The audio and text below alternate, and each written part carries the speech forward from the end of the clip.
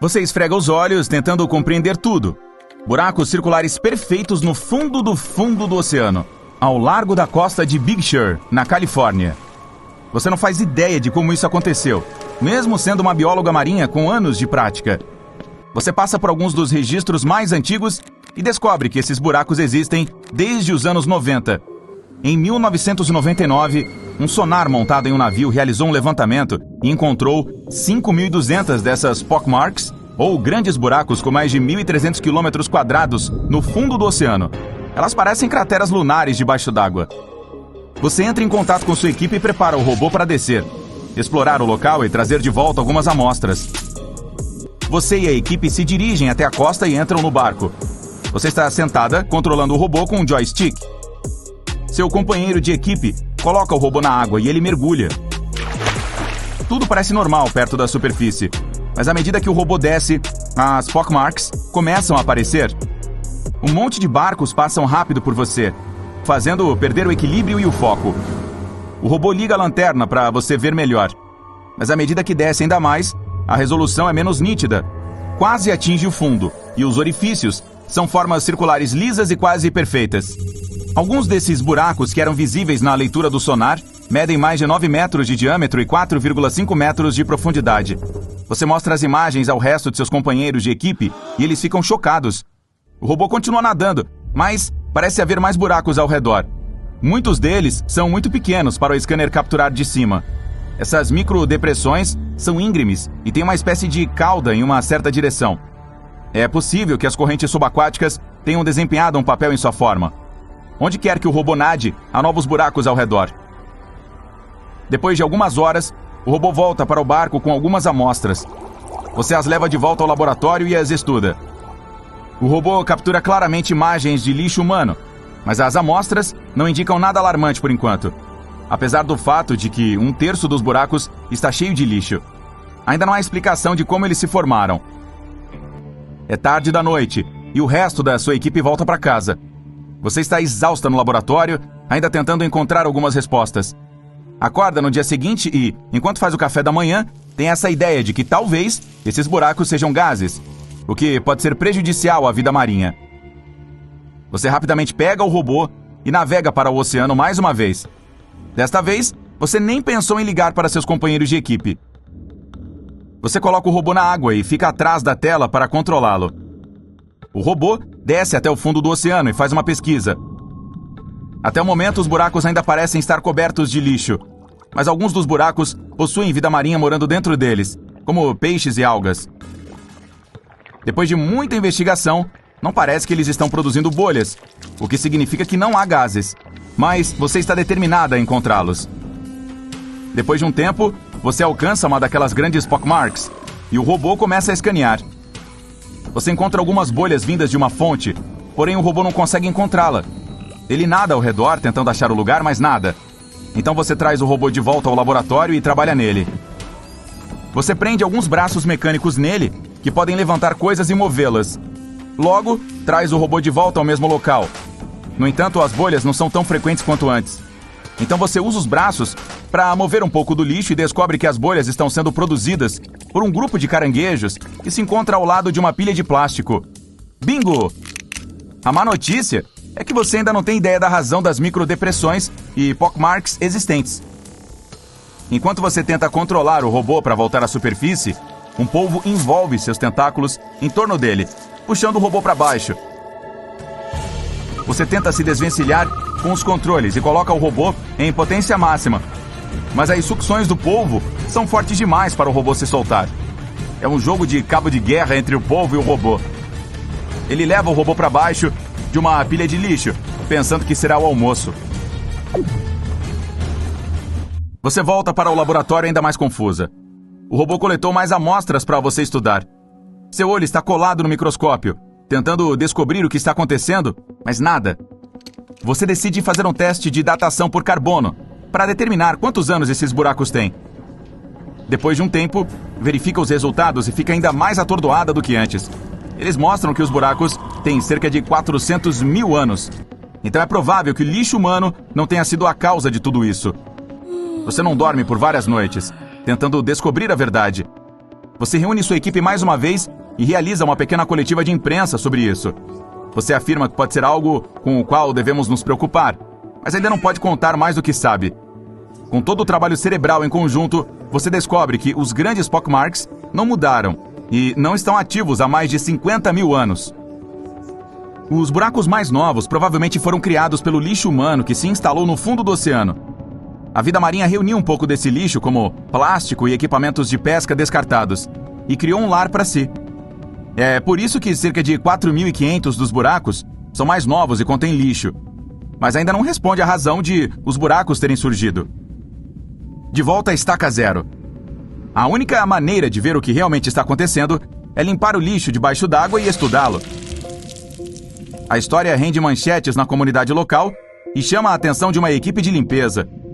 Você organiza uma viagem ao oceano e começa a extração de todo o lixo. Muitos barcos de limpeza chegam e todos deixam cair uma rede para coletar o lixo. Você envia o robô mais uma vez para garantir que as redes atinjam o lugar exato. Como a maior parte do lixo está sendo coletada, muitos animais marinhos se esforçam para tentar encontrar uma maneira de escapar. Todos cuidam para não machucá-los. Após algumas semanas, todos os buracos estão limpos. Você faz outra varredura de sonar a partir da superfície e pode ver os buracos muito melhor do que antes. Você ainda não tem uma resposta para eles. Você faz mais algumas pesquisas tentando ver se outros buracos apareceram ao redor do mundo. Do outro lado do país, há um misterioso buraco azul na costa do Golfo da Flórida. Você pega o primeiro voo para a Flórida e marca uma reunião com os cientistas encarregados da expedição. Buracos azuis são buracos subaquáticos que se abrem abaixo do fundo do mar. Assim como na superfície, o mundo subaquático também tem buracos. Este é chamado de banana verde e fica a 45 metros abaixo d'água. E o buraco tem 130 metros de profundidade. Você mergulha com algum equipamento especial com o resto da equipe até um fundo estéril do oceano. E o buraco está bem ali, na sua frente, parecendo um oásis no deserto. Você e o resto dos cientistas estão surpresos com a diversidade da vida marinha interna. Algumas tartarugas marinhas nadam perto de vocês, e até mesmo tubarões. Esses não atacam seres humanos. No meio do caminho, você encontra um corredor estreito que dificulta a passagem dos humanos. Mas todo mundo é cuidadoso.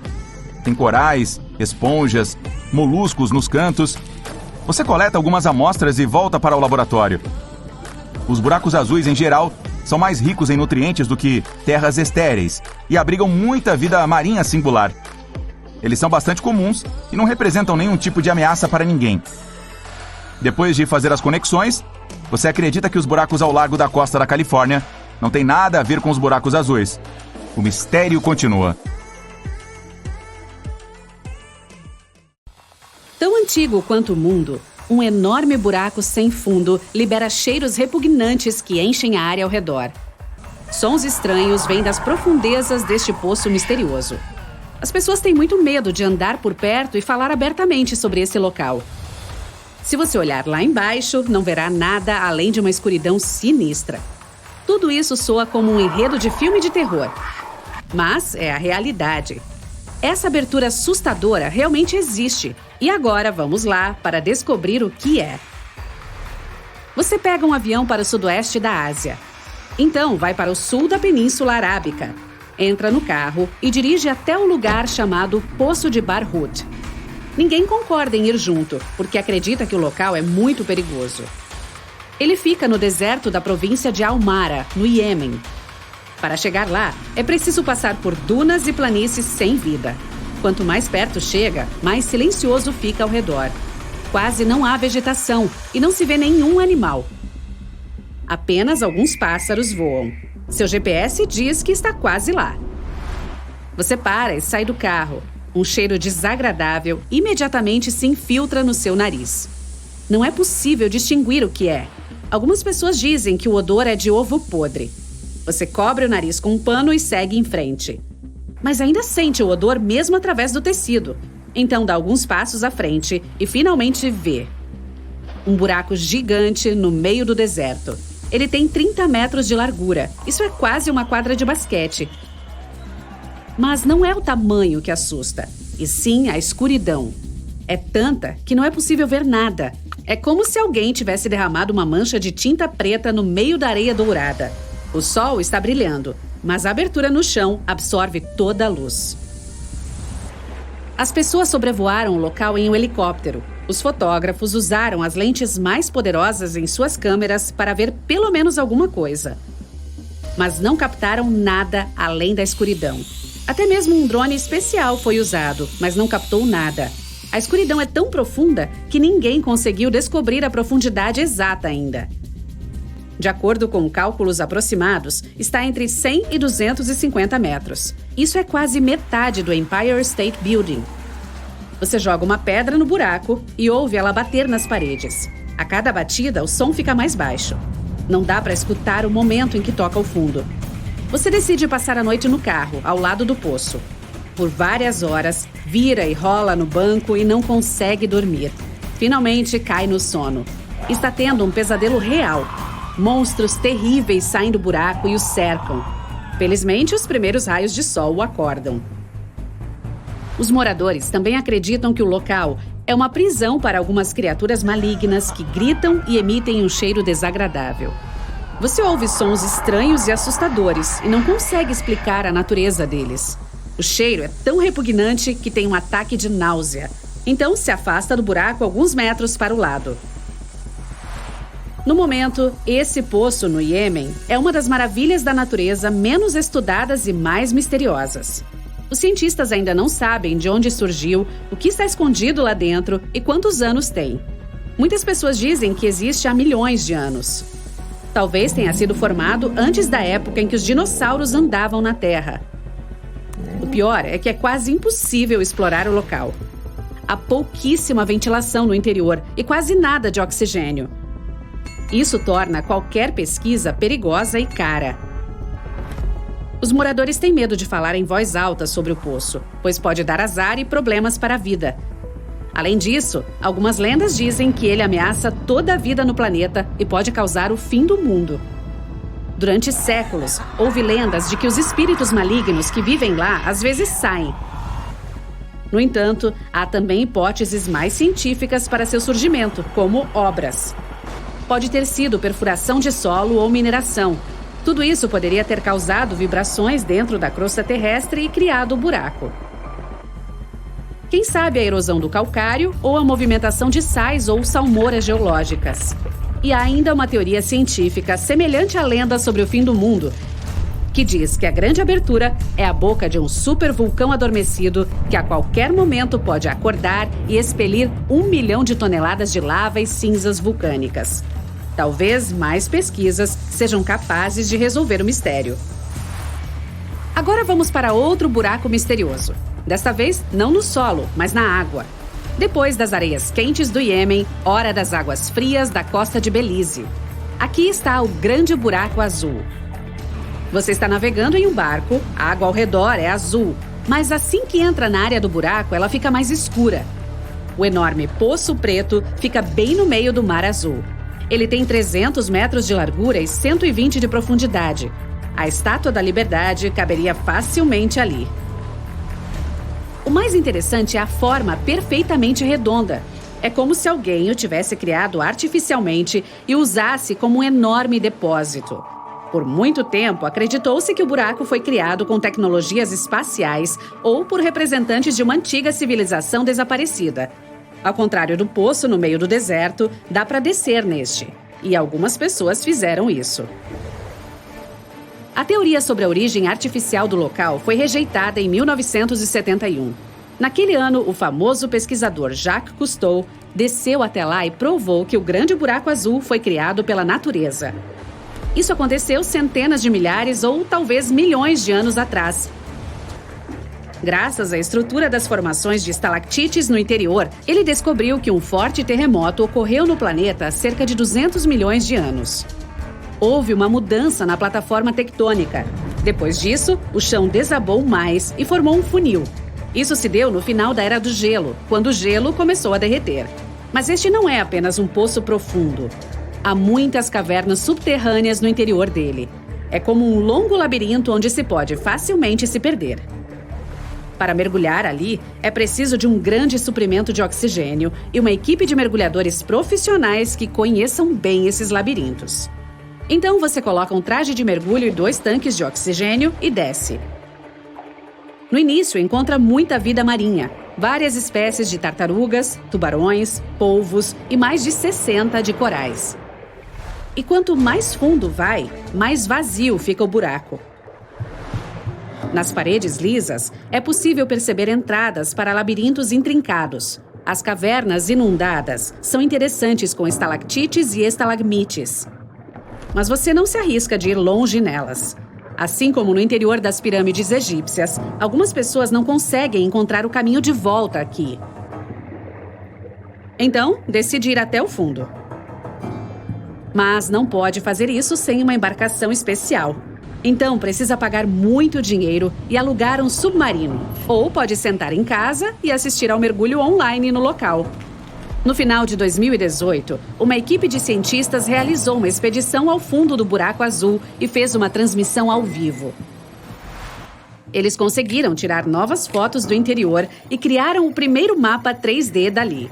Mais perto do fundo, descobriram novos tipos de estalactites na forma de pingentes de gelo que já estavam lá antes mesmo de o grande buraco azul se encher de água.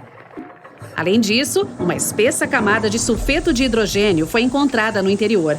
Esta substância absorve completamente a luz solar. É por isso que há uma escuridão absoluta. E neste breu, na parte inferior do poço, os cientistas acharam restos de moluscos, tartarugas e caracóis. Às vezes, criaturas marinhas chegam ali, mas não conseguem sair por falta de oxigênio. Porém, a coisa mais inesperada descoberta lá pertence aos humanos. De alguma forma, uma garrafa de plástico chegou à parte mais profunda do buraco.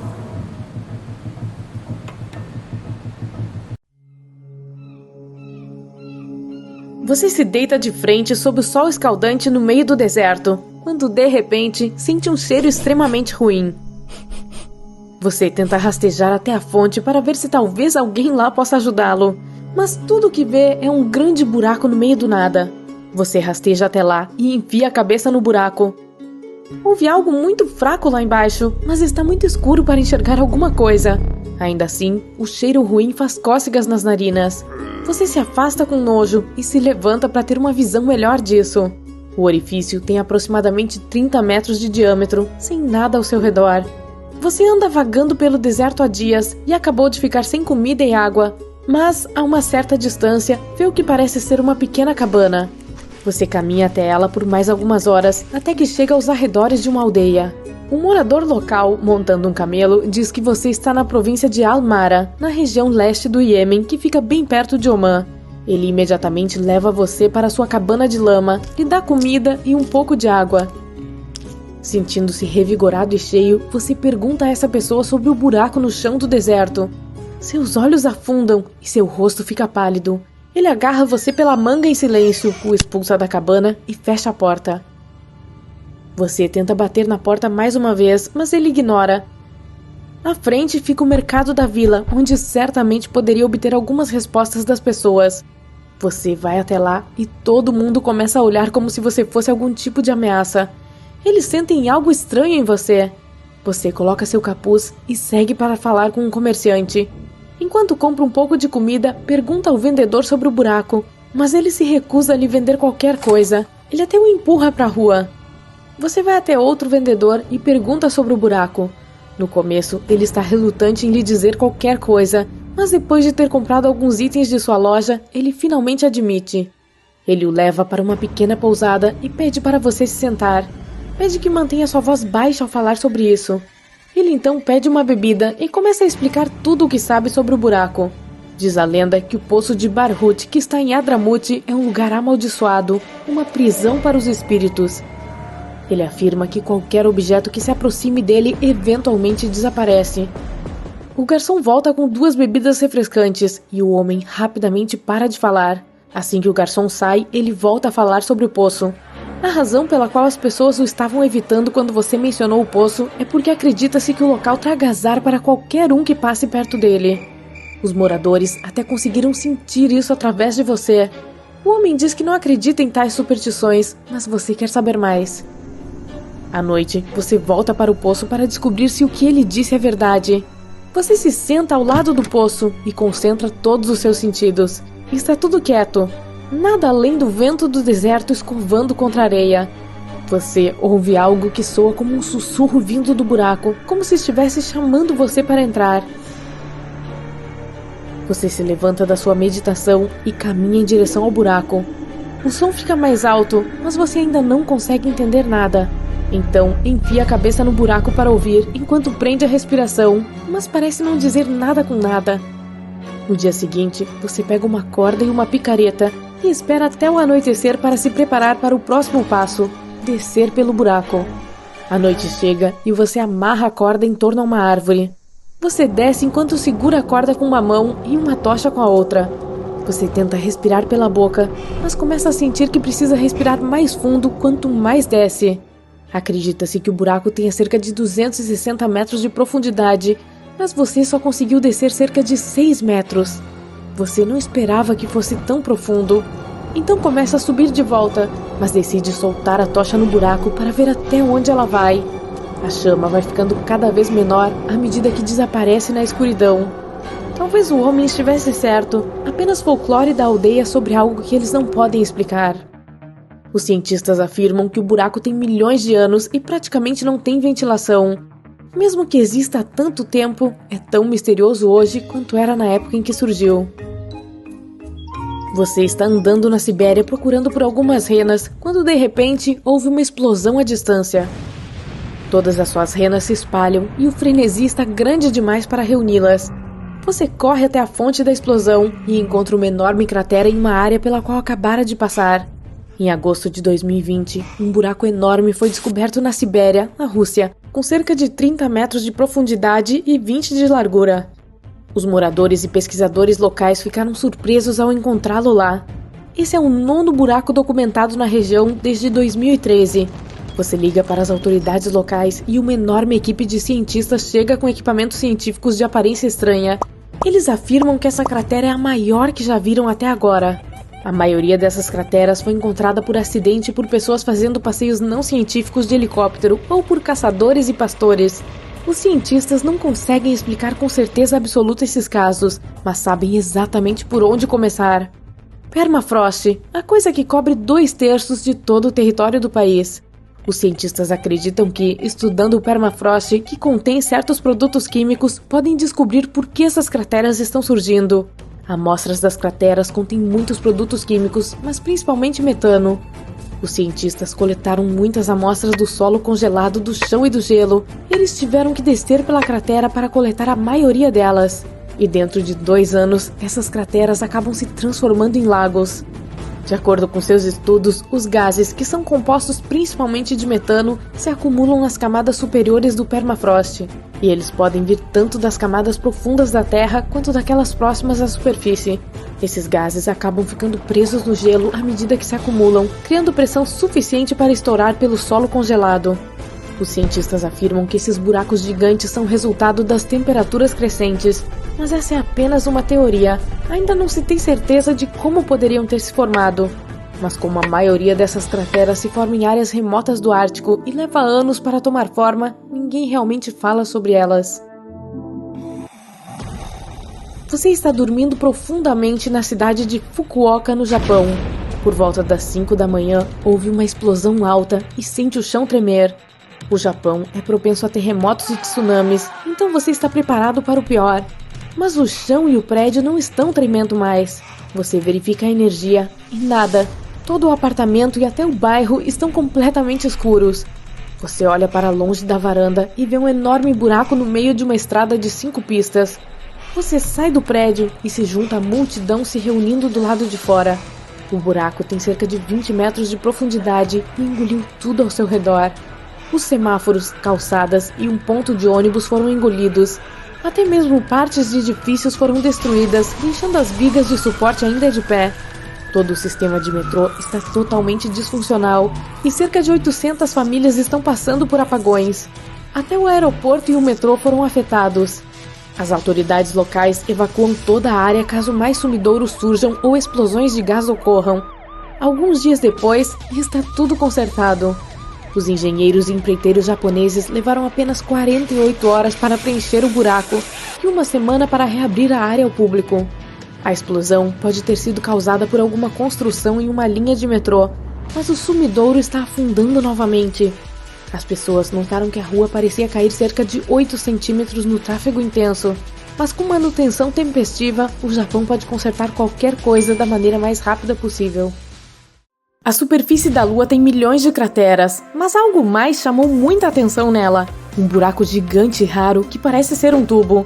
Ele foi encontrado quando o orbitador lunar japonês estava coletando dados no entorno dessa clarabóia lunar, que é a entrada do tubo. Os pesquisadores encontraram um padrão de eco específico que sugeria que havia uma área oca. Eles descobriram mais padrões de eco em alguns lugares perto do buraco, então pode haver mais tubos lunares lá. Mas neste tubo grande, daria para colocar um campo de futebol inteiro, que o buraco poderia engolir todo, ou até mesmo uma grande cidade dos Estados Unidos, como Filadélfia. Ele tem um formato irregular de 130 metros de diâmetro.